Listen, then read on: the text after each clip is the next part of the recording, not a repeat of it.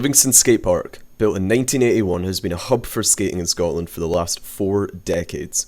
But why is this park seemingly in the middle of nowhere been a cornerstone in skateboarding's history? To answer that, we need to go back.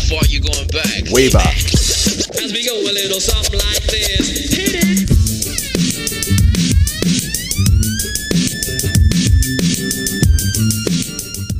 In 1981, Livingston resident Kenny Omond was on a business trip to California, and, well actually, I'll let him explain it. And I picked up a skateboarder magazine, and saw a picture of Waldo Autry carving a swimming pool, and I thought, oh my god, that looks great. I went to the Livingston Development Conference and said, how would you like to be the first town in the UK to build a custom-built concrete skate park?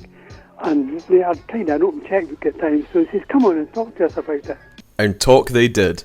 By 1981, Livi Park, developed by Ian Urquhart, opened up to the public. Its status grew from there, becoming a hub for skating at the time, with skaters from all over Scotland, England, and even the US coming over just to skate its intimidating concrete.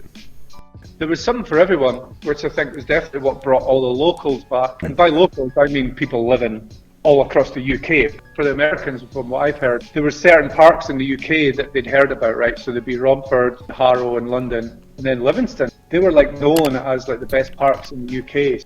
I was there the day that Tony Hawk and that came to Livi. Tony Hawk actually let me go before him. He cheered me on. I got one of my very first frontside grind in the bowl, and I was wearing a stupid hat and I had these big red cruiser wheels on. Well, Kenny was filming that whole day, and I remember back at his house at night watching the footage of the day. He'd edited all the people out who weren't wearing helmets. I was like, where am I? He's like, you weren't wearing your helmet.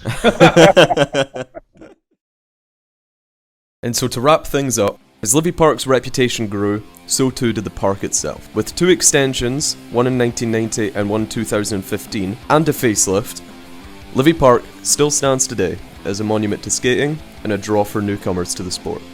Which is why it's so important that we maintain the quality of not just Livi Park's concrete, but others just like it. If there's one thing I learnt talking to Kenny and Smod throughout this, Livi has a legacy far too dense to cover just here. Year after year of the pure fun skate party events, pros visiting and even starting here, its influence can't be denied, and neither can the fact that Livingston Skatepark is concrete history.